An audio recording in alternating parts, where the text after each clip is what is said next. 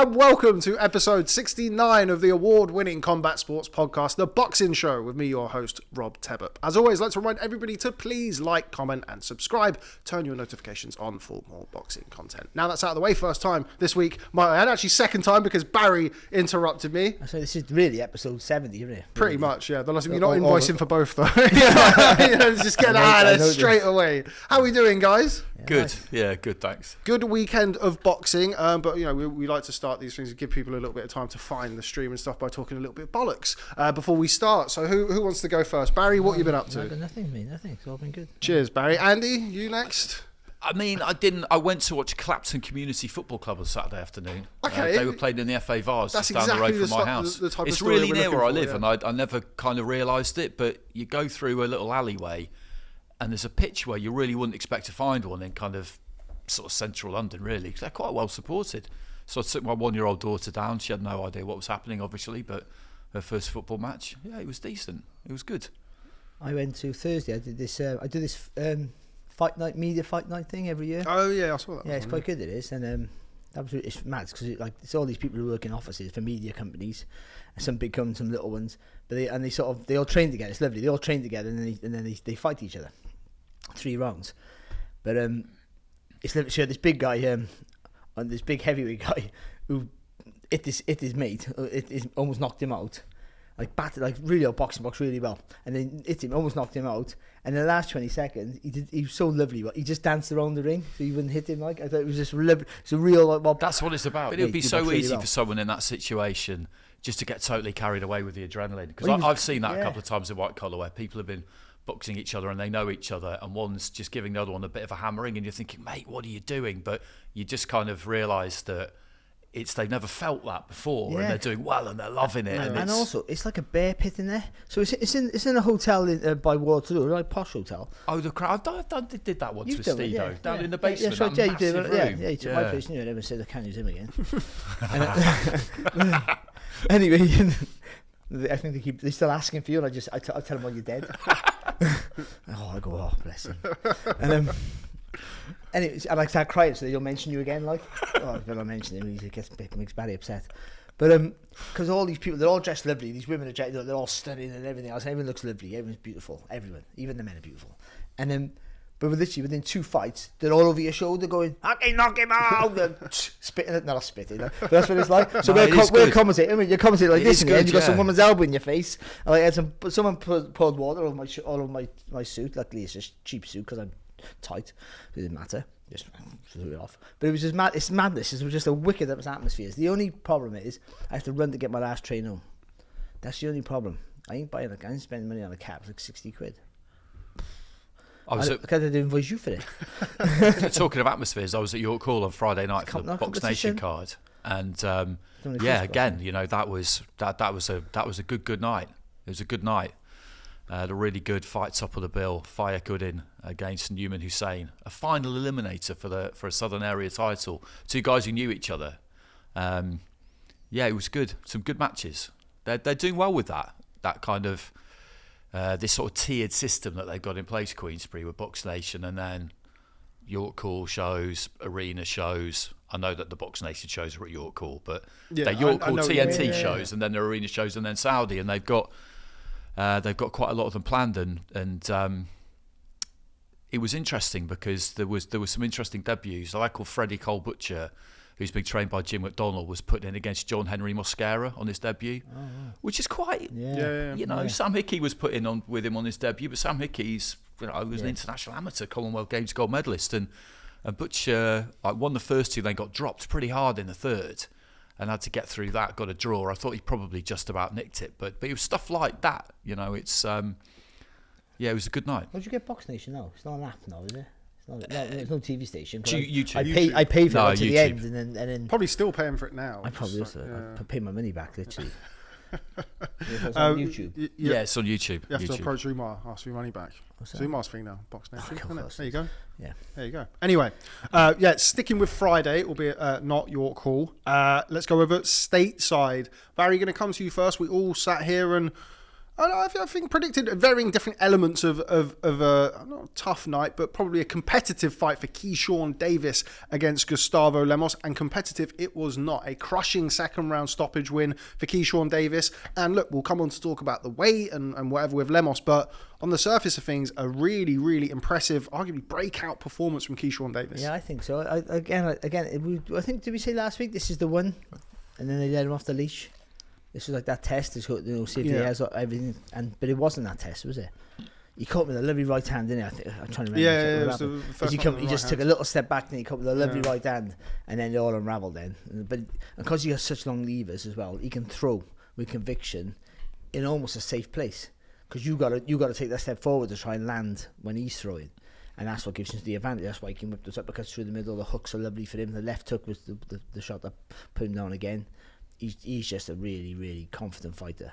Really, really good. I mean, I can't think how many they got now around that weight, top rank. I mean, they've got like the future. I mean, they got loads because they've got the future. They've got a bunch of super featherweights as well who will probably move up. No, but I was going to say, I think they got the future of the welterweight division. Yeah, that's what they have now. I think the way it looks. Yeah. All of those young guys are cutting a lot of weight, aren't they? They're not going to be. They're not going to be 135 pounders for long. Abdullah Mason. Mason, that's the word. Yeah, who we'll come on to talk about in a short while. But just back onto Keyshawn Davis. You mentioned that first knockdown with the right hand. Lemos never really recovered from that shot, but he was never really allowed to either. It was a bit, it was Crawford-esque in the way of they spent a lot of time together in camp, but just the way that he went about his business and found those closing shots. And it's that fine line, and it seems easy to do, is the constant pressure not rushing your work. And we've said that for years, haven't we, all of us, about the sign of a quality fighter is not rushing your work but getting finished early. And if you can do that, and you dictate the pace, but he's literally fighting 100 miles an hour and you're fighting at 20. I mean, how is that possible? But some quality fighters can do it. So and it's all with the feet, and he has great balance. I mean, you see the way he steps back, but he's always in the centre of his stance. He has that wide stance, which can get you in trouble if you haven't got the quick brain to move your feet with it. Because if someone rushes you, then you can't move your front foot and your back foot, or your back foot, your front foot. It should be, but then if you've got a wide stance, it's too wide to move your back foot against. You've got to move your front foot, which really is the wrong way to go. Am I confusing people here? No, we got it. I'm trying to do it with my hands, but a wide stance also generates that power and gives you a real central balance. So you're strong when you take a shot, and you can push off as well and react quick if you don't have to move your feet too much. But you've got to have the brain to do it, and he has. I think he thinks clear, and I think if you can keep your brain unfogged in a high pressure situation, then you see everything. And I think he sees. I think we were saying that last week. He sees everything, and because he has those crazy long levers as well for his weight, for his size, he can just throw, relatively in a comfortable space. And that's what he did. I mean, that little step back, it wasn't much, but the timing, he just catches him as he's leaning over his front foot, clocks him.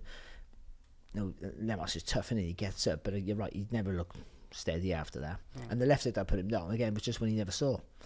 I think beautiful through the middle. It was when. I mean, I think. Well, actually, Davis got caught himself just before he threw it. It's like a cuffing right hand. Yeah, so he sort of felt it, but because of the way he's shifting his body, he won't take the brunt of that, and he'll still swing into his shot, sort of thing.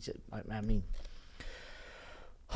the only problem they got now is how do they match him all going forward, because he's caught right up to Stevenson.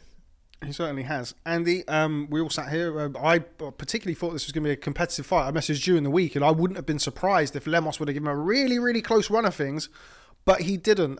We'll talk about the weight in a short while, but if this was the audition and kind of the fight to see whether or not Keyshawn Davis was ready for the next level, he passed with flying colours. He did. When you look at the whole event, the whole occasion from every single angle, it was just a resounding success, because when you put somebody on top of the bill in their hometown with their brothers on the card and their sisters singing the national anthem, you need them to really do the business. You need them to sell tickets, and he did that. 10,500, that's a lot, and there'll be more next time, because he produced a real performance. Because the other thing you want is a real TV-friendly performance, and that's exactly what it was. The crowd were going wild for it, and it was an emphatic display. The referee could maybe, I wouldn't have expected him to, certainly not in America, have stopped it after the second knockdown. For sure. But I can understand why he didn't. And for the spectacle, this is a brutal business. It was good that he didn't, because we got the finish that we got, and Lemos was okay. ESPN would have loved it. Top Rank would have loved it. They will take him back there now every time they can. There's no reason for him ever to box anywhere else unless he absolutely has to. Saudi would be another option for him. Why you wouldn't put him on in his hometown? But you mentioned Crawford earlier, and there are echoes of it, whichever way you look at it, because they made him a massive attraction in his hometown, and it's the way to go. It's still the way to go. We talk about this a lot, don't we? But those hometown fans, those are the ones who will stick through you, through a defeat, through this, through that. If you can sell out your local arena and then just ramp up the size of the arena from there, then you're on to an absolute winner. And the whole thing on Friday was just... If you were kind of a Top Rank exec, you'd be sort of sitting down the next day kind of laughing to yourself, because you just think that this is kind of like, that literally couldn't have gone any better. Barry, don't want to spend too much time talking about it, but the weight obviously was a huge part of the build-up. Gustavo Lemos over 6 pounds above the contracted 135-pound limit. Obviously, he'd been at 135-pound earlier in his career. He boxed at Richardson Hitchens at 140. I felt that he was very competitive in that fight. Maybe even won that fight against Richardson Hitchens, which kind of puts Keyshawn Davis's win in perspective. But anyway, the weight... Hitchens boxed for the world title. Absolutely, yeah, absolutely does. A really good chance to win.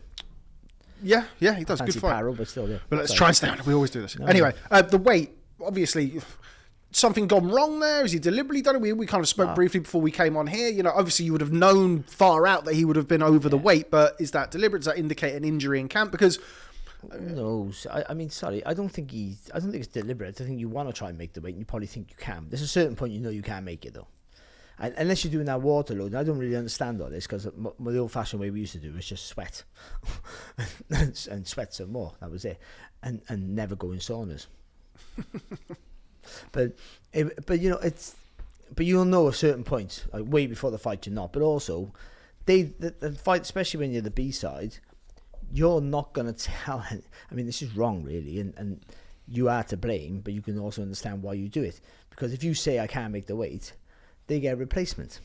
If you give them enough time, like you should, they get a replacement. You don't get a thank you, because why should you, by the way? You don't get, no problem, we'll put you on the bill further down and against someone your weight. You just don't fight. And by the way, you not fight. It's an inconvenience for the promoter that they have to get a replacement, and that means you might not fight for them again. By the way, first fight under the Top Rank banner as well. Exactly, and this is a fickle business. This and promoters of all people are the thickest and thinnest skinned in the same valley. It's the weirdest thing. You upset them, you're done, pretty much. And then you can say, but other people can say what they want about him anyway. But whatever. But I mean, so it's very. I understand why he kept his mouth shut. Just thought that I'll just take a reduction of money and whatever. And what are they going to do? The fight's got to go ahead. He's just sold 10,000 tickets. And by the way, selling 10,000 tickets for a non-world title fight, it's really not easy. Anywhere in the UK is amazing. But in America, it's like, that's a phenomenon. That is, like you said, you got to hitch your wagon to him now and literally make Norfolk his home. I mean, literally his base for where he fights ever, and you bring the fighters to him. But yeah, I don't know. But it's a problem with the sport, because it gives him an unfair. If he wins, then it becomes a massive issue. If that would have gone the other way and he knocks out Davis, then it's a real problem then, because no, he's having an unfair advantage. It's a dangerous sport, and weight is a bit. And you're in this weight classes for a reason, to make it as safe as we possibly can. So you're on an even scale. Yeah, we saw with the Ryan Garcia, Devin Haney situation. Although this was different. Keyshawn Davis and Top Rank made sure there was a rehydration clause in place for Gustavo Lemos, whereas there wasn't for Ryan Garcia against Devin Haney. That's fair. I mean, he's struggling to make the weight he made. Like, I'm not a fan of rehydration clauses, full stop, because even I understand some guys can balloon up in a stone and when they're only put on 4 pounds, but. Like, you're making a guy make the weight twice. So for his health, forget about his opponents, for his health or her health, then that's a problem for them, because you're theoretically dehydrating them twice. So they hydrate and they hydrate straight after the weigh-in, and then they have to dehydrate again to make or not fully rehydrate, because they have to make a weight again. Yeah, I think it was 146. So weigh on the day, innit? Yeah, there's an argument for weighing on the day. I mean, but listen, I'm not. I mean, whatever scientifically is safer, I would imagine, but I don't know. There's so many angles you can take, isn't it? It's a confusing subject. I always think weighing on a day will make fighters box more at the closer to their weight, but you still get the fighters who bubble down and like they always used to. But I mean, is there any more fatalities now in the ring than there were back? In the 80s and 90s, I genuinely don't know. Yeah, whatever you do, people will just push it to the nth degree and take that. The risks they're prepared to take to win professional athletes are mind blowing. Yeah, we've had this conversation in the past. But the weights, but you brought the weight up, mate. No. But luckily, it had no effect on the fight at all. Maybe for Lemos, maybe he didn't know. Maybe that rehydration clause affected him. Whatever, it's his own fault for not making the weight. They're not telling him. It's the double-edged sword, isn't it? Yeah, but it was all about Davis, and he in what should have been his theoretically his hardest fight, he came through in a breeze, and that's a real statement. Andy, we mentioned that Top Rank control quite a lot of the real estate at £135 and indeed 130 and 140. Where next for Keyshawn Davis? Obviously, Denis Berinchik is K2, but he won a world title on a Top Rank card, won the vacant title against Emmanuel Navarrete. Let's talk about Keyshawn Davis against Denis Berinchik. Do you think that's the logical next move for him? Does it have to be a world title for him? This is kind of the one before, and as Barry mentioned, he passed with flying colours. Yeah, I think it is. After the fight, he's talking about Gervonta Davis, isn't he? Because obviously Davis is a massive draw too, and I mean it'd be great. But it's going to be a lot harder to do that than it will be to arrange a fight with Berinchik. I think that's fair to say. Yeah. So that's a fight I would definitely like to see. Davis against Berinchik, I think it'd be a good fight.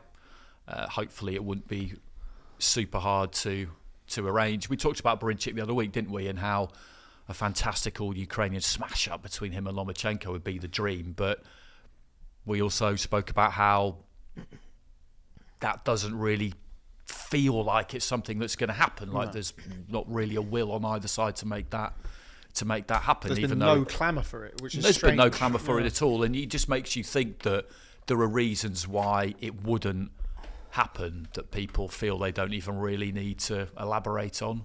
When there's just no clamour for something obvious, there's always a reason, isn't there? And it's definitely in that category. So I do feel like Berinchik is probably the best direction for him. Why does Lomachenko want it? I mean, except for boxing someone from his own country. I mean, I know they were sort of like, because they weren't rivals that much. It was Berinchik maybe thought he was a rival to him, but Lomachenko looked at him in a different light, and still does now probably. So Lomachenko just wants a bigger name for a big fight. He doesn't care about world title anymore, does he? Probably just wants a big name. I mean, I'm pretty sure when they were amateurs, actually, when Lomachenko moved up from featherweight, he basically just pushed Berinchik out of his weight division and made him go fight in another one. From what I remember, that's what happened. The relationship is not strong between them. Yeah, so I don't think they were pals on the national team for exactly that reason. Okay, Barry. Davis beats Berinchik. He beats either one of them. Berinchik, Ivan Berinchik. He's had a career renaissance in the last few weeks. He's a good fighter, but I just don't think I think Davis is so versatile that I think you make him a strong favourite. Just looking at, we like to do this, like to run down and look at potentials. Raymond Murataya, Top Rank lightweight as well. He's number 2, number 4, number 2. For Davis. Yeah, it looked fantastic. It was last week, wasn't it? But we said afterwards, about 30 seconds into the fight, somebody was a quote about Murataya. It's like, I spar guys this all the time at Robert Garcia Boxing Academy. You're like, oh yeah, you do, don't you? You're going to knock this guy's spark out. And it went 2 rounds. Sam Noakes really loftily ranked, which is Edwin De Los Santos. Obviously had that close fight with Shakur Stevenson. A terrible fight, rather, with Shakur Stevenson. It was close, but it was also terrible. William Zepeda, number 1 in all of the rankings. Obviously, we see him returning this weekend. I noticed that the other day. I was doing my prep for the weekend. That guy's a problem. Number 1 in all the rankings. He is a problem. That is really unusual.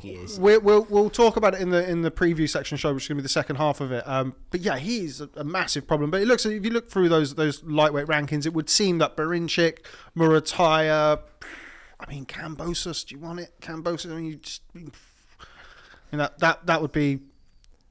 You would think that he'd probably made enough money that he doesn't really need to do that at this point. You think Artem Haratunyan, someone like that.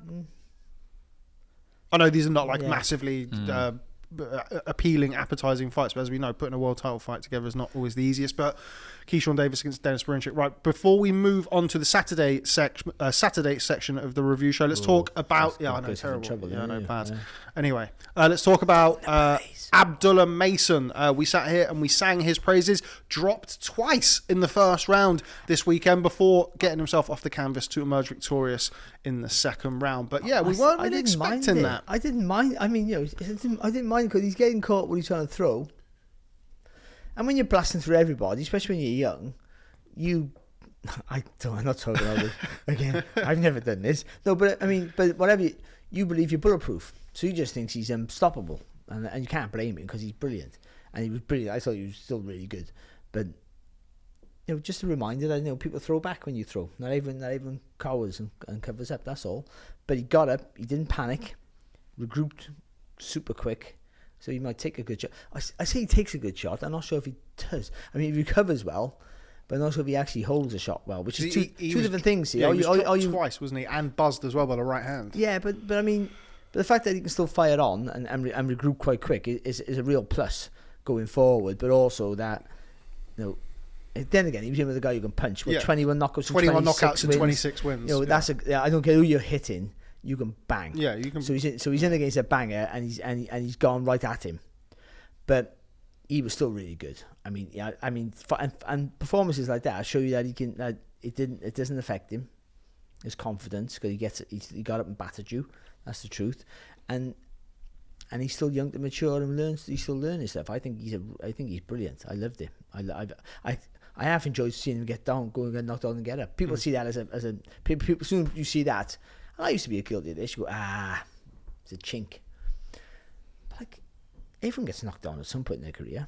Some early, some late, and some often, and some not so often. But I mean, it's how you react. I mean, someone's trying to knock your fucking head off.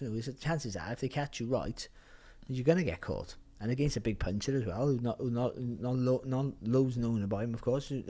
Then you might have to take a few big shots. But you'll learn now that when he's throwing now, that just maybe get a bit of a neater angle and don't be so gung-ho. But I think, his approach to everything is brilliant. He's really good. Worth noting that Johan Vasquez was coming off a win over 30-0 Kamil Lasik, Polish prospect contender, whatever you want to call it. Stopped him in 2 rounds, obviously in previous fights. He could clearly punch and was somebody not to be taken lightly. Andy, we mentioned, or you mentioned about the top ranked matchmaker on Saturday morning, as it turned out. Would have been very, very happy with the show. Do you think that includes Abdullah Mason? Do you think that will be the train of thought? Okay, like we know that we've seen him come through a mini crisis or crisis, whatever you want to call it, in his career, and come back, or do you think he's looking at it thinking, I don't know? How do you think the top ranked matchmakers feeling about Abdullah Mason? I think they'll be happy enough. I agree with everything that Barry said there. When a fighter's coming through, you do want them to have experiences. You don't want them to ring alarm bells when those experiences happen. But I didn't really hear those alarm bells particularly watching that fight, because he did get through it, and it didn't look like he wouldn't get through it, and he definitely will learn from it. So although that might not have been what they were expecting to happen when they made that match, you do want things to happen to people, particularly the ones who you think are really good. It is a fine art. You don't ever want to see somebody thrown in too deep and get beaten up or get set an exam, if you like, that they've not learnt the syllabus for, if that makes sense, because that can really damage somebody's confidence. But you do want them to experience different things, because that's really how you improve, because they'll analyse that fight probably more than others that they've had because of what happened. That's just human nature, isn't it? People always analyse a defeat more than they do a victory. They might try and promise themselves that won't be the case, we'll give everything equal weight, but back in the real world, that's not what happens. So it's good. It's good to see people tested. It's good to see how people react to different things, like getting knocked down, because, the reality is it's going to happen. It's in the post. Just like almost everyone is going to lose, apart from a handful of people. That L is in the post. That knockdown is in the post. How you respond to it is important. And it's not like how you respond to it the first time is how you will always respond to it. There was nothing wrong with the way he did, but you know, you can get better at things, you can improve at things, and it's knowing that you haven't panicked. Yeah. Or if you did panic, you don't have to panic. You don't know what it's going to be like. Well, the next time you've got the experience of knowing what it feels like. Yeah, and also as a promoter, from a promoter's point of view, I would imagine, they're investing loads of money in you. So sometimes they might lose money to get your world title to gain it down the line. So the last thing they want is to put you into a big fight. They put all that money into it, going to lose money. But they know at the back end, let's mention Joe Kazagi. I've mentioned Joe Kazagi for months. But like him against Eubank, I know Eubank was meant to be Steve Collins when he boxed for the world title. But when he had a war with Eubank in the end, in a Eubank Senior, Chris Eubank Senior. But that showed Warren, because Warren must have been losing money hand over fist promoting Joe early in his world title reign, because no TV didn't really want him. He wasn't selling loads of tickets back in Cardiff, but he kept investing in him, and he had to put him on the road a few places. But I mean, he wasn't, whatever he was paying Joe, he probably wasn't getting the money back.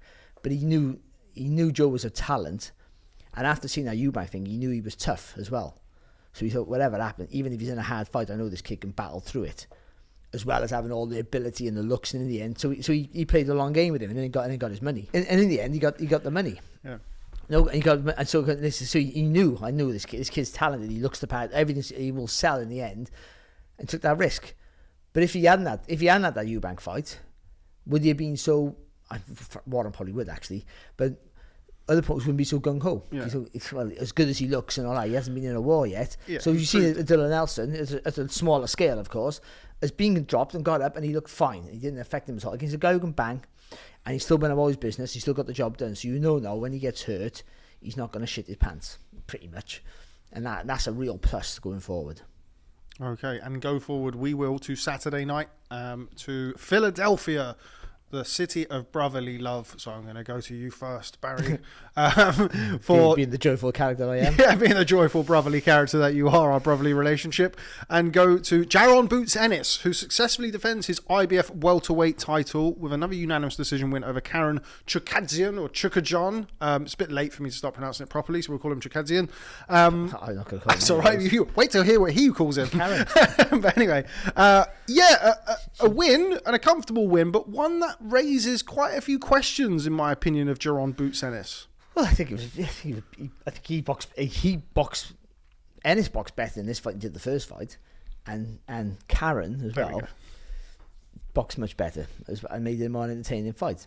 But Boots looked he's too hittable. I mean, he looked hittable before, but I mean, he looks way too hittable now. I changed my opinion of him. I still think he's good, but I'm hoping that fight realises they can watch that back and go, listen, like, as good as you are. And by the way, he landed some lovely shots. And I think another fighter who didn't have the same resolve would have folded, because he hits hard. Boots hits hard. I don't care what people say, what it looked like. Every shot, when he throws a shot, you feel it. And he hit Karen with some wicked shots, like enough to put you away and also to make you just look for a way out or cover up and panic. And he fired back and got himself out of trouble, and his footwork was good on the target, and he just and he held on in those last few, held on too much, I think, in the later stages of the fight. But then fall back. That round 5 and round 6, round 5, 6 and maybe round 10 or 11 were really hard rounds. Ennis really put his foot down, like, and went for it. I think a little bit, not too much. No, I didn't gas out, but I think he went for it. And I think if there was another fight in the corner with less resolve, they would have folded. So you got to give his opponent all the credit for that. And in a fight like that, all I think with Boots again is that acceleration of pace, like it was in the first. Like I said about the first fight, previewing this one, was that you just got to close that gap a bit better. And so just a little bit of acceleration of pace, not again with your feet. This time it's bursts of combinations. He does everything relaxed, and he does throw clean, and he punches hard, and he can put his punches together beautifully, but just a little bit more speed in him sometimes. That's all. And they haven't got to be all heavy shots, just to back him up or just to open him up so you can land with that big shot. I think that's the missing piece that he needs. And then you go back. Then you go on about the defense. Then you go like you for a guy who's athletic and moves his head really well. Once you've zoned in on the target, you forget punches are coming back, and you're really hittable. And if he moves up to super welter. I forget what the weights are called now. If he moves up the light middleweight, 154 pounds. 150. We should just do that now, shouldn't we? 154 pounds. If he moves up the next weight, and Virgil Ortiz hits him as often as Karen did, yes, I'm sticking with that. Then he's in trouble. I don't care how good the chin you got, he's in trouble. Or if or Terence Crawford or one of those, or anyone. Bakram, yeah. There we go. I was going to make you do the surname, but we can't. Doing his surname. There we go. Why don't we go Chukhadzhian versus Murtazali Barry? And them two, right? From an Eastern Bloc countries. No, but yeah, exactly. That monster game's right in front of you. So Boots has got to be able to. He needs better advice in the corner. That's one thing. But I mean, he's got to be able to be a little bit more adaptable. But I think it's the injection of pace is that. I think he has it, but he doesn't know how to use it or doesn't use it because he's never had to use it. So that's where he needs to start learning. All this now going for that big name and all the rest of it. And he's the biggest name in his division, but he's not a big enough name to call to demand. I don't think, by the way, to call out. I mean, he's the best, I think, in his division, but he's not a big enough name to call out Terence Crawford to demand them. Terence Crawford's wonderful kind of fatherly message that he put out on Sunday, wasn't it? Oh, I didn't get to see your fight, but people told me about it. Just make sure you just don't worry, keep going, man. You can do it. But I would say it was so good. It was such a pat on the head, wasn't it? But I would say keep faith with Ennis. Yeah, me too, definitely. Not every fight can be stellar. And every fight you look phenomenal. That was a better fight than the first fight, and he boxed better in that fight. Not just his opponent, he boxed better than that than he did in the first. So he made improvements, and he did try and get him out today. Just not everyone's going to fold. But there have been more things that he can do. If you can't do it, you don't criticise him for not doing it. When you're multi-talented like he is, then you can be more critical. So he has to take that on board. But I still think he's potentially brilliant, and he has shown flashes of that. And I do think he hits incredibly hard. I just think a bit of weight and change of pace and speed in the shots changes his whole world for him, makes him a much better fighter. I'm not sure, and you don't know people, cornermen and trainers. That's his dad, isn't it? He might be a fantastic trainer. He might be a good cornerman. He wasn't a good cornerman on Saturday night, in my opinion. Just telling the guy to go and do something is get him out of it. Well, anyone can do that, can't they? Him out of it. And but they might know each other. Sometimes you see that, and you say him saying that might mean. He might know some might know what he means by that. We all know what he means by that. But it might actually be a process of what they go through when they say get him out there. Is you got to do this, and this. Jab the body more and all the rest of it. Which he was doing now and again, but not enough, and didn't work the body enough. But for people watching back home, it just looks like he's just saying, "Come on, hurry up, get him out. What are you doing? Get him out there." Well, tell him how to do it then. That's your whole job on that night. Whatever you've done for the build up to the fight is brilliant, and that's me. And maybe you deserve money for that. But ultimately, you're getting paid for like boxers. All the training is great. We don't get paid for the training. We get paid for the night. So we do all our work for the 36 minutes we get paid for, and you have to get that right. Don't care if your training's gone great or shit. It's irrelevant in the end of the day. What you do in those 36 minutes. And as for the trainer who becomes the cornerman, that's what he does or she does in that 36 minutes. Is what you get paid for. So we've seen in the past, we've discussed it in the past, haven't we? With trainers like, Angelo Dundee, great cornerman, not necessarily a kind of nuts and bolts guy as a trainer. Emmanuel Stewart, kind of the best of both worlds, and you get some trainers who are not the greatest in the corner and vice versa. Andy, going to come over to you inevitably when you kind of, it's one of the things that we do on here. Barry just mentioned it there. You do critique the better fighters to a higher standard. But Boots, wasn't the performance, particularly when you're going in, you're talking about Terence Crawford, you're talking about this and that, wasn't the type of performance that one would expect from kind of a pound for pound heir apparent. But do you think people are being too critical of him? What did you think of his performance?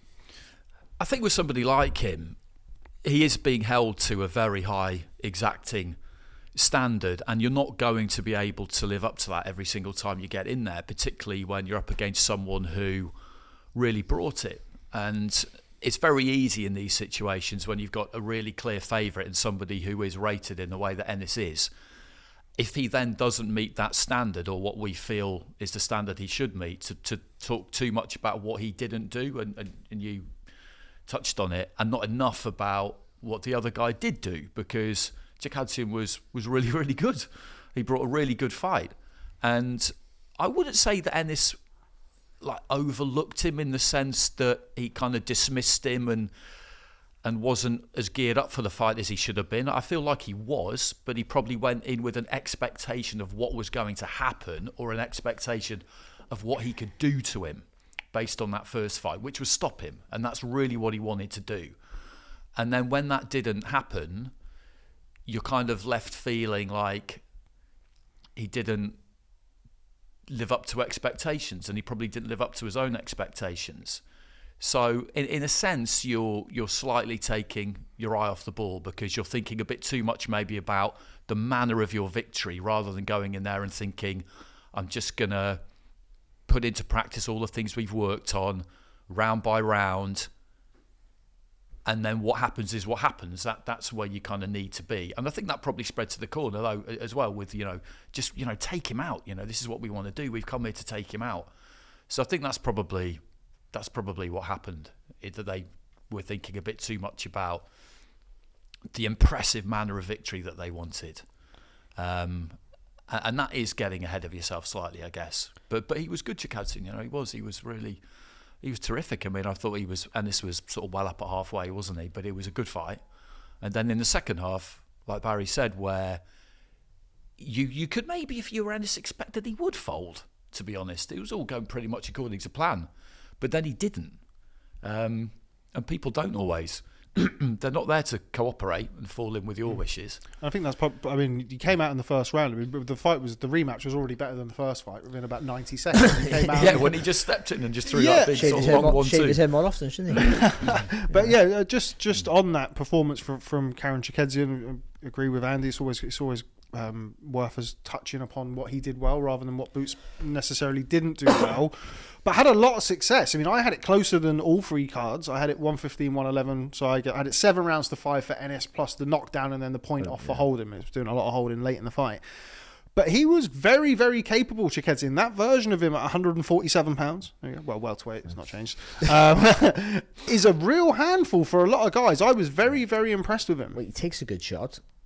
He turns when he punches you, so he turns around you. When you see, he did quite often the Boots. He moved around into on the outside and threw a shot. So he fires when he moves away, but he doesn't move back. He moves around and then tries to get away. So he'll hit you on the spin constantly. That makes him very difficult. So when you have success, he fires back, and he's good, man. He's good, and he showed he had good footwork and good patience in the first fight. That was just all very negative. So he showed he could be tricky and awkward against a puncher and negate him. But in this fight, he showed that he can do more than that, and he can frustrate you, be physically strong against a guy who's massively strong, Boots. And he wasn't as strong as Boots, but he held his own in the clinches. He literally held his own. But so yeah, I think it makes him. He's in one of those situations now where you think, ooh, he could win a world title. He could, against the right opponent, and you think, and also it's a difficult match, which probably means we won't see him again. Yeah. Do you know what I mean? Yeah, because he's one of those guys who wants him. Well, he's aligned with the right governing body. He's obviously doing something right at the IBF. What does he bring to the table, though? Financially, that's the thing now. I mean, and he's lost 2 world title fights on the spin. Then, it's going to be hard. People are not going to be. No one's going to make him a mandatory, a voluntary. Sorry. Defense. No, he's got him. Yeah. But does he? I mean, they're not going to do him and Boots 3, are they? The IBF, would they? No, I wouldn't have thought IBF? So. I wouldn't have thought so. I think I kind of tongue-in-cheek said it after about 3 rounds that they could do a trilogy based on that, but it was tongue-in-cheek, and then by the end of it, I thought, actually, I'll watch that again. Like they're going to do it. To be fair, if he pays his dues and does it and gets to the top of the rankings, then that's how it works. I'll tell you what would be a great fight. How do you like this one? Karen Chukhadzian versus David Avanesian. Oof, yeah, that's a good fight. Yeah. And Avanesian, he's somebody who would need a fight. Like he would need to get a win. Where does it go in an empty hole? That's the only thing about that. Potentially, it's a lovely fight. It's a lovely fight, actually. A really good scrap to watch. That would be, especially the Karen we saw Saturday, not the one we saw in the first fight. That one against Avanesian is a really good house. So I don't think on the basis of that performance, I don't see he's not going to drop out of the top 15 of the IBF based on that. God, no. He's number 4 with the WBO, Chukhadzhian. And that's it. So he'll go lower now, though. Yeah. They'll because he's boxed for the IBF title. But still, I don't imagine him. Enormous people are going to get him. We got a few of the represented in the IBF. It's a great Paddy Donovan. It's a great fight for Eddie. Listen to this. You're going to love me. It's a great fight for Conor Benn to come back to. if you're genuinely talking about world title fights, and they said, I know they said that Conor Benn was on the broadcast, of course, Saturday, and they said he doesn't want to wait, he wants to jump straight into the big name, but I can't see how you leapfrog a lot of people. But that's a guy there who's a really hard fight. If you can get past him, you're literally going to be top 5 in pretty much every organisation. Then you're putting pressure on the champions. Every champion, you've got pressure. You've got your foot on their throat. Then, I'm a big ticket seller. I'm a big name, and I'm top 5 in all the organisations. So, beating someone like that would be it's a hard fight. Actually, really hard fight. That's maybe too hard fight to come back to after being off a long layoff. But if you're talking about fighting Boots after a long layoff, I think common sense would say box him a little bit below his level. Yeah, I mean, it's the right sort of fight. It kind of reminds me of the saga that we had a few years ago of Conor Benn and David Avanesian, which obviously a fight that never happened. Yeah. But yeah, lots of potential options for Karen Chukhadzian, but obviously the asterisks about potential options doesn't mean they'll necessarily materialise, particularly when you can fight like that and you're not a huge name. But 147 pounds is not the star-studded glamour division of a few years ago. There's a lot of guys in that division who need wins. They need to be building their careers. Even the champions. How old is he, Karen? I'm not even going to try and say his name. He is Chukha. It's 28, so I mean he's still got time. It's like he got long as he don't get battle worn, and I don't think he will actually. Then 18 months time, that weight division is stellar again. Well, one of the things I want to talk about all the ones below move before up. we wrap things up on Ennis is after the fight he talked about moving to 154 pounds. Now I think a good example or a case study for him to look at is a chap who boxed 3 fights down the card, Raymond Ford, who stayed at 126 pounds for a big fight, looked fantastic and revitalised at 130 pounds, but he was third on the card because he stayed down at the weight too long. Now obviously got a big fight on the back of that, and I'm sure you can't. But Boots needs, like, again, I might have it wrong. He might be a huge name, and everyone knows who he is. But is he completely crippled at the weight now? Can he do the weight? The first thing that came out of his mouth was, and we've been talking about it for a long time now. He's 27. But if he can unify, not undisputed, just unify that weight division, that gives him so much leverage to when he moves up in weight to call people out. It's difficult though, because that was part of it's kind of the reason. At 147 pounds, part of the reason why Spence became such a big name is because he's boxing Danny Garcia. He's boxing like these big names for these titles. Of those guys who have like Brian Norman Jr. No, but I get because the achievements and getting the belts. The king of your weight division moves up, even though now we would say he is the best in his weight division. He's not the king of it. He hasn't proved it. So if he can be just one champion, he proves enough to be the king. If Barrios wins on Friday in Dallas, then is Dallas, isn't it? Yeah, live on Netflix. No, live on Netflix. Is it pay-per-view Netflix or free Netflix? It's on Netflix. Oh, what a result!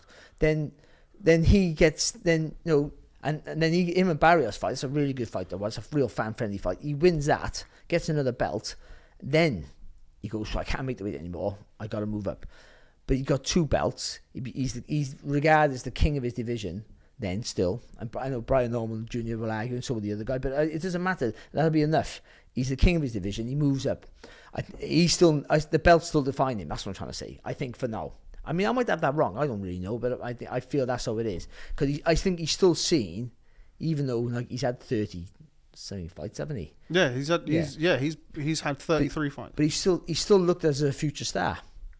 Am I right there saying that? Even though he's won a world title, he still sort of but again, that's kind of the point here with him moving up is like he's been holding that weight now for a long time. He turned pro 2016 at 143 pounds. He's over 8 years later at 146 pounds. It's a long time to hold on to that weight. When he made Chukhadzhian, there we go. He made him look small, and I bet you see him against another welterweight, and he's not small. I mean, Boots is massive, isn't he? He looks massive. He looks like he's too big for the weight, and I think we said that like maybe a year ago. But again, it's one of those situations where I just think if he moves up, he's not beggable, but it's a bit harder for him to force a bigger name. He got to go through. I think he's got to go through fighting to get to the top again. I mean, it might only be one fight. But why do you want to do that? Because then your money goes like that. Once you haven't got a title and you find the fight to go up for him financially, there's a north knocked off straight away, isn't there?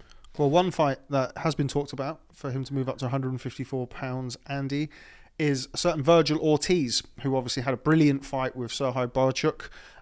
Discussions about that, or kind of public discussions and clapback Thursdays and stuff and whatever else between Eddie and Oscar De La Hoya about that one.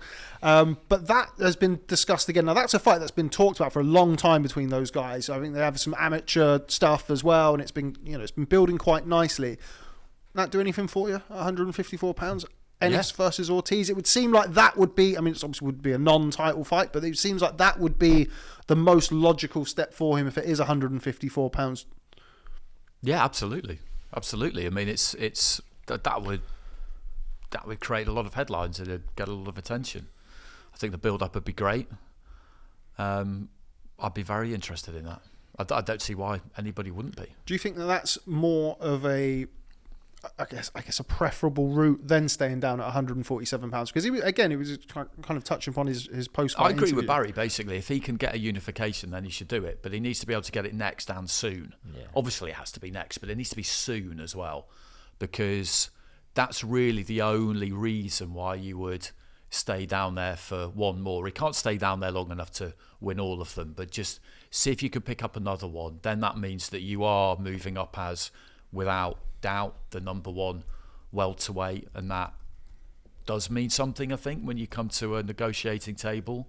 But if you can't get that arranged and quick smart, then up you go. And if you can't go straight into a world title fight, which you would imagine that he couldn't, then this is definitely the next best thing, because it'll be a really high profile fight. Financially, probably, except for the Crawford fight, that's probably the best one out of there. For sure, the biggest. And the Crawford fight's not going to happen. No, of course it's not. That's not going to happen.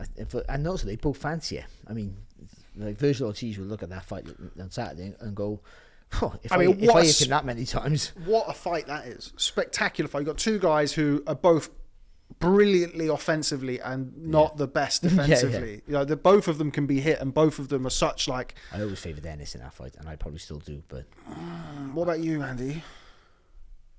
Yeah, probably. Yeah, I think so. Still, I favour what's his name now.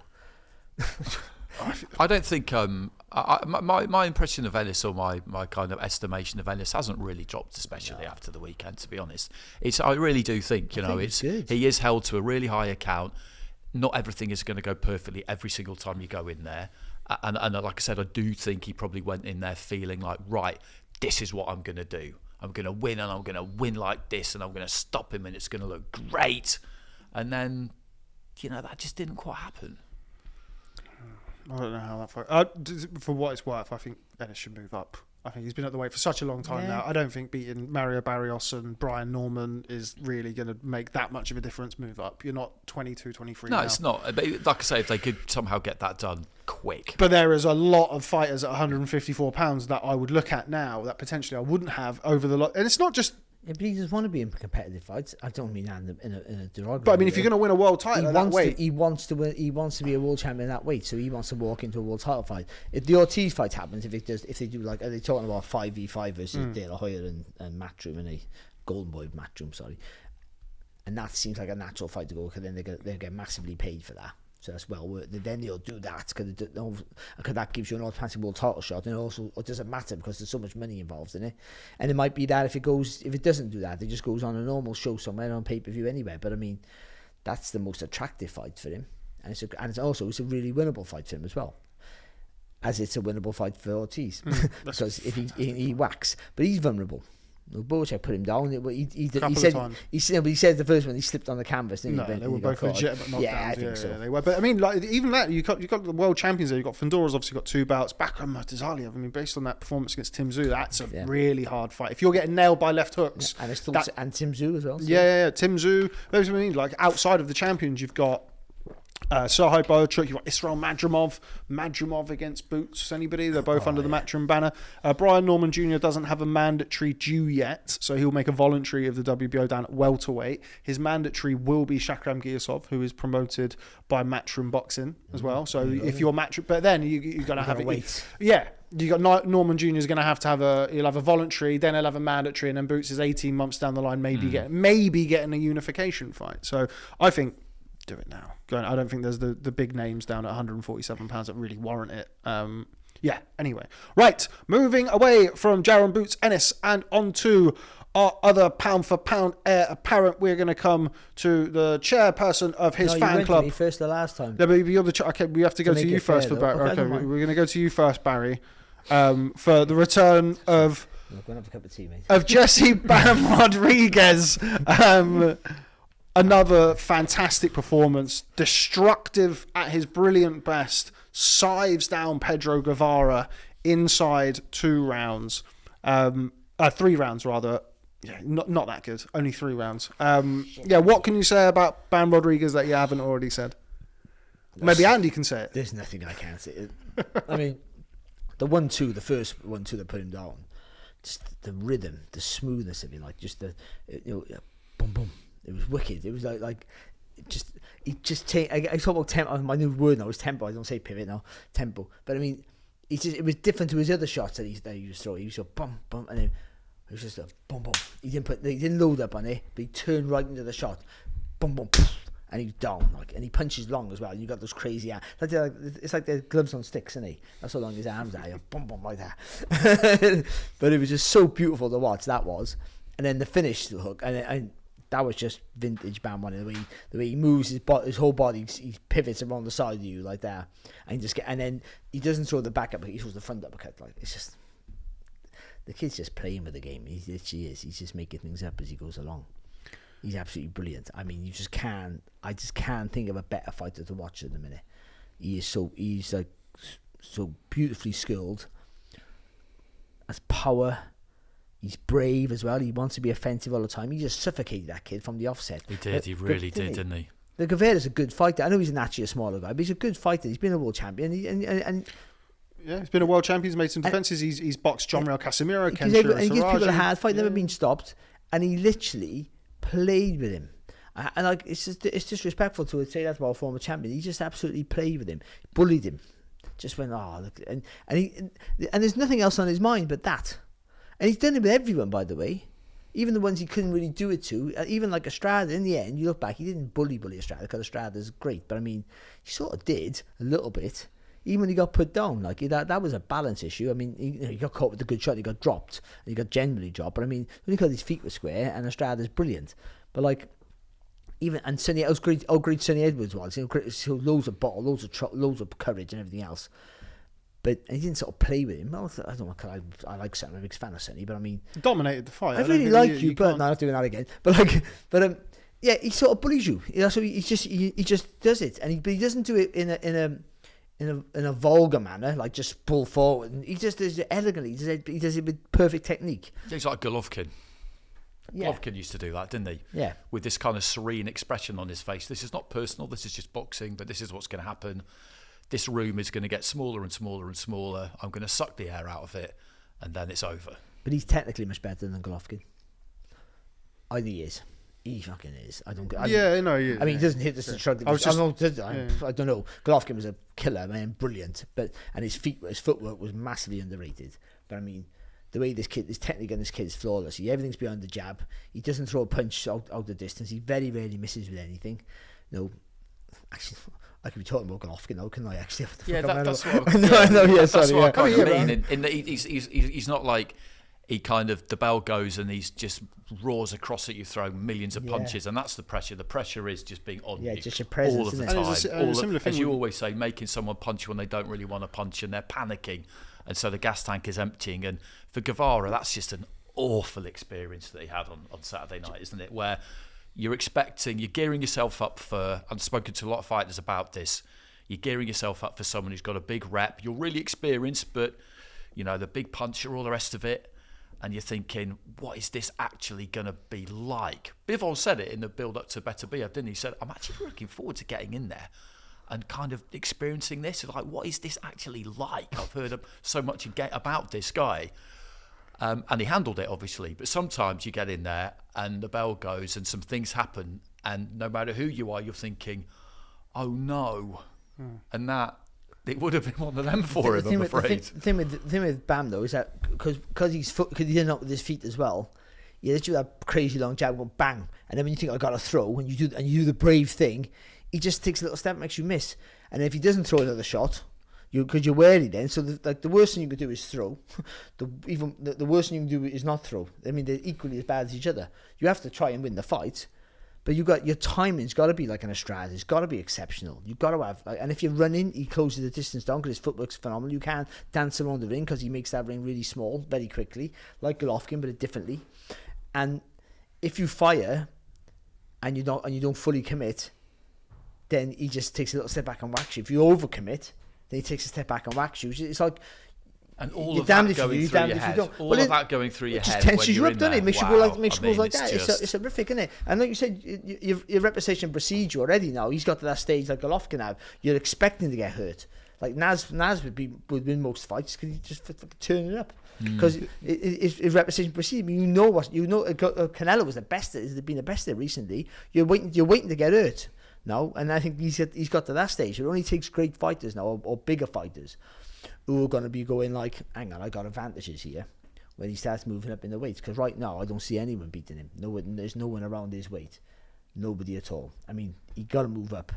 There's a fighter there. Nakatani's the only fight that you think that's going to really cause him. Not the only fighter, but that's the real one now. Next step for him to go. Yeah, there's obviously a lot of talk about going. I mean, there's only so much, even as brilliant as he was, that we can look at in 2 and a bit rounds. But everyone, just trying to move things along.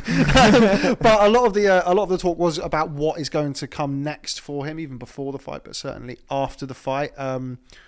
Roman Gonzalez was a name that was mentioned again very strongly. Andy, going to come to you because I'm quite sure I know how Barry feels about that. Any interest in seeing that next? Jesse Bam Rodriguez against Roman Gonzalez? Yes and no. Yeah. No, because I really feel like I know what would happen and I don't want to see that, which is that Rodriguez would take care of Chocolatito, and it would be quite painful to watch because he's an all-time great and he's just been so good for the sport in every imaginable way, Gonzalez.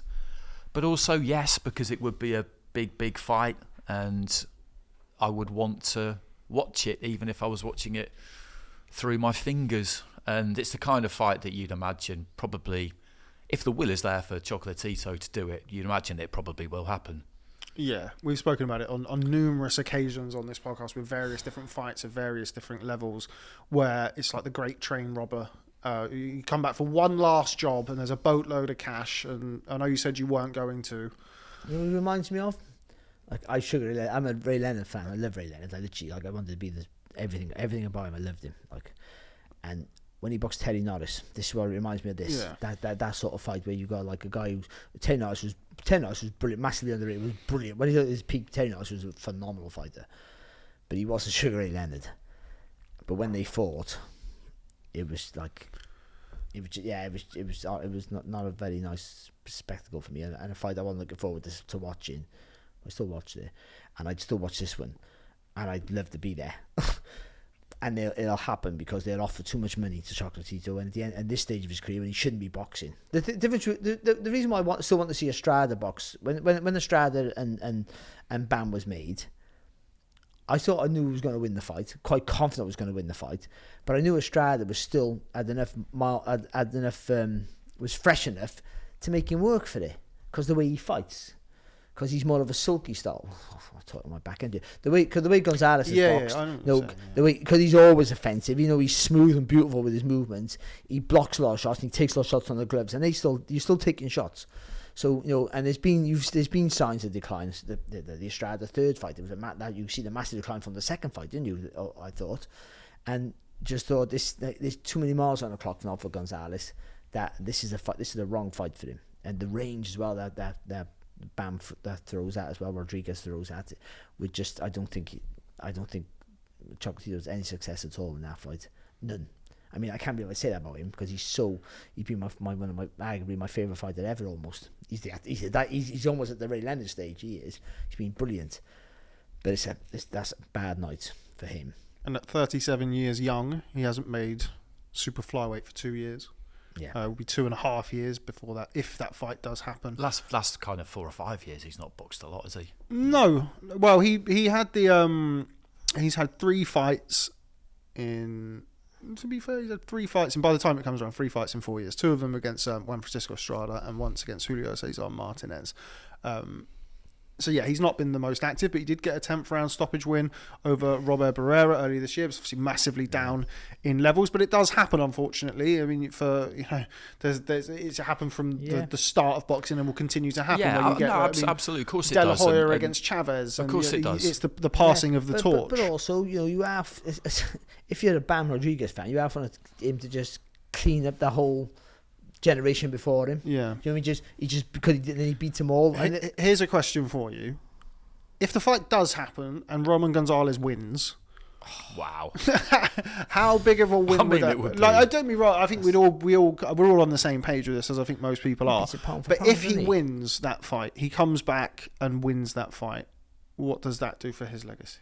Well, his legacy's already set. He's one of the greatest fighters ever lived. But that's cemented, isn't it? It does for me. Like, not the greatest fighter. I'm not saying obviously, but I mean one of. That's just phenomenal. I mean, it's a mass. It can happen though. I just can't see how it can happen. But yeah, it would just be mind blowing because you've got a fighter here who's on form, fresh as a daisy, destroying everybody in his path. And technically brilliant, physically tough. All the attributes that just absolutely spank you. You're way past your sell by date. Though once great fighter, still a good fighter, but not a great fighter anymore, but still a brilliant fighter, even now. Who's boxing off muscle memory alone. That's how he's fighting at the minute, Chocolatito. That's the truth. And it's been like that for a while. For him to beat Bam Rodriguez would just be the win of the decade. For me, no, for no one else. I was thinking about this. It would need Rodriguez to, and there've not been any signs that he would, but there often aren't, and then it happens. It would need him to fall into one of boxing's age-old pitfalls of just suddenly taking his eye off the ball and overlooking someone and getting carried away with something else. I've never met him and I don't know him, but from the outside, he doesn't look like a candidate for that. No. But it would need something like that, and quite often we say, "Wow, that won't happen to him," and then that's exactly what happens. Because Chocolatito's not a massive puncher. He's a smooth puncher and he's a wear you down type of fighter, and he can hit you as you come forward. You got the timing, but you haven't got the timing and the same as Estrada, who can punch hard. With one shot, Estrada can line you up. He's got right a whip. Chocolatito's he got a swish and swash coming forward and these beautiful movements. But even that now, that's all memory. He's not before everything was thought with him as he come forward and did that. But he had to take a lot of shots, Chocolatito, and block, and that's what made him brilliant to watch. How destructive he was, because he just did it all with just a grace. But you got another fighter who's doing the same sort of thing, but in a slightly different manner, who's doing it all with grace as well. Yes. I mean, these divisions for the last 15 years have been amazing. And kind amazing. Of a big part of the reason why we would watch it. We'd be there for sure. We'll bring you, Andy. We'll bring you with the luggage. We do the boxing news on absolutely. We do the boxing news on tour there. You promised us. Anyway, but a big part of the reason of that is Chocolatito on those Superfly cards. Chocolatito and Golovkin. Of course, bringing people through, and obviously people will talk about Ricardo Lopez and sort of Michael Carabajal and people like that from years. But it's been great. But it's been recent. The resurgence and the renaissance has all been kind of Chocolatito led. But yeah, we'll all watch it. But I don't want to see it. See that fight. I want to see him fight the winner of Fernando Martinez against Kazuto Ioka too. And then if Kazuto Ioka loses that, I want to see Chocolatito against Ioka, because they've all been kind of, and that fight sort of eluded everybody for such a long time.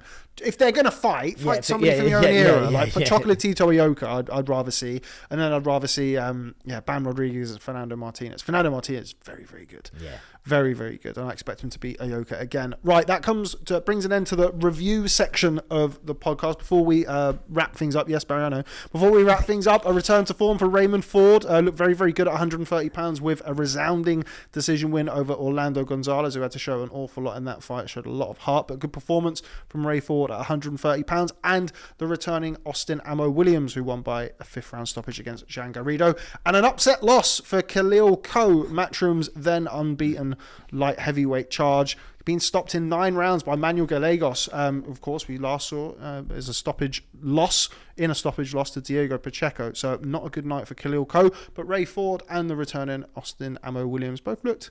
Well, to be fair, Ray Ford looked very, very good. Austin Williams a little bit shaky until he eventually got the stoppage. But good night in Philadelphia. That's all we have time for on the review section of today's show. Don't forget to keep an eye out for our Zerdo versus Billam Smith and our Mike Tyson versus Jake Paul show, which should be going out tomorrow. But from me, Rob Tebbutt, I know Barry's looking at me in the corner. How much am I getting back? Anyway, from me, Rob Tebbutt, from Barry Jones and Annie Clarke, thanks very much for stopping by, and we'll catch up with you tomorrow.